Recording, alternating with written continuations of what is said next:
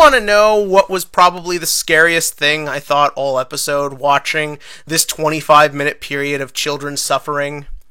If one of those girls farts in those tubes, it's gonna be hell for them. Like, think about this for a minute. Yuzu and Serena are probably fine, but Rin and Ruri have been trapped in a school. I don't know if any of you remember what school lunches are like, but I'm pretty certain even the best school lunch will kill your colon. And can you imagine what sort of terror these girls could unleash from their butts? Like, think about it, people. Horrifying. Anyways, so in this episode, we once again continued the big plot revelation bandwagon. And going into this week, there's a bit of a problem because they revealed all the big exciting stuff last week. So how do you keep the momentum going now that we're more going into the fine detail reveals? Well, to do that, you basically just sort of focus on Leo, and we focus on his perspective. And I thought that was sort of interesting because we're giving character to someone who we really haven't spent a lot of time with, and I thought it did a very good job of making him relatable, but still making me want to punch this guy in the face. Before we go any further into that, I would like to say I am a little disappointed that the Doctor just went out by being carded.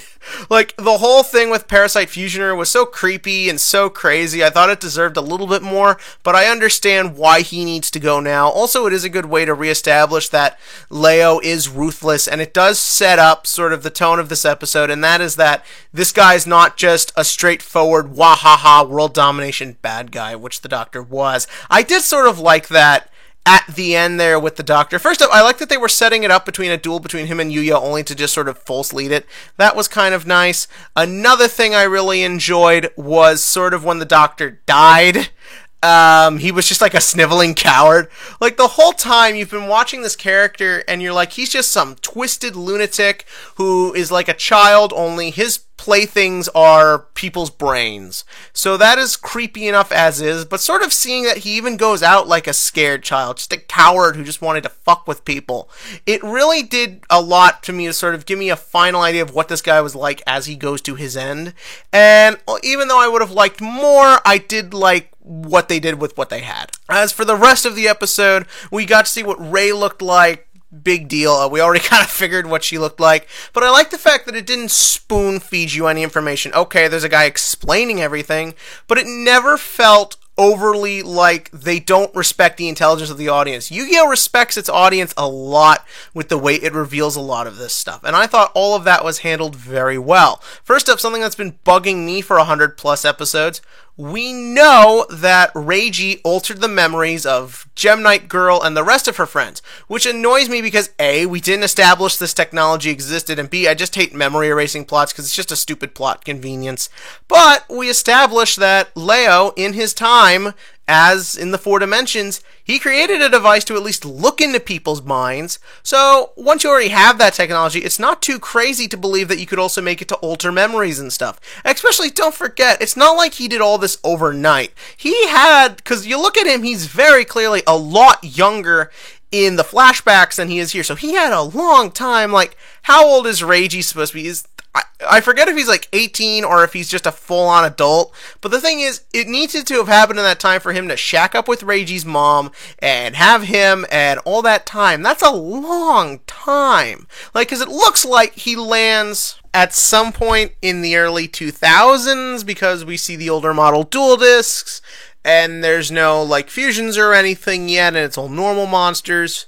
And the thing is, we know this series at the very least probably takes place 20 years after that point, because it's definitely not current. It's not the year 2016, or at least I don't think so, but either way, enough time needs to have passed for him to have met Reiji's mom, created a huge company, have Reiji go to adulthood and hate him. So that means a lot of time has gone by. That's a lot of time where he has sat there and thought and toiled every day about the life he had, getting glimpses of the daughter he loved and the world that he tried so hard to save because Zark looks like it gave him 3 weeks to figure out how to stop him. But no, I just think it makes sense and it works and everything fits, or at least fits well enough for this kind of story. And I like the fact that, should we have maybe gone more inclinings to this earlier on? Maybe. But I do like the fact that they never overly bombarded you with these questions like, what is Zark? What is the other force inside? It was always sort of presented to us as a little hint, a little thing to do. It wasn't like, say, in the original Yu-Gi-Oh! Where you'd have Bakura show up, put everything to a screeching halt, and then have him go away with just the promise of learning things by the end. This was very much no. This was a small thing they couldn't figure out, so they put it on the back burners, and now we're getting all this, and it allows it all to feel better. It allows it to be a lot scarier. And all in all, it is a really good, creepy episode. And there is a lot of interesting stuff to talk about as we go on, as it looks like we're getting really juicy.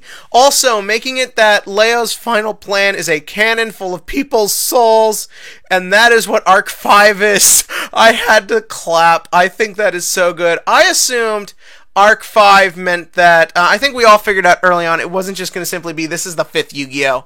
I thought that there was going to be like a 5th little dimension thing that all the boys would have to go to that was in the center, and that's what the plot was going to be.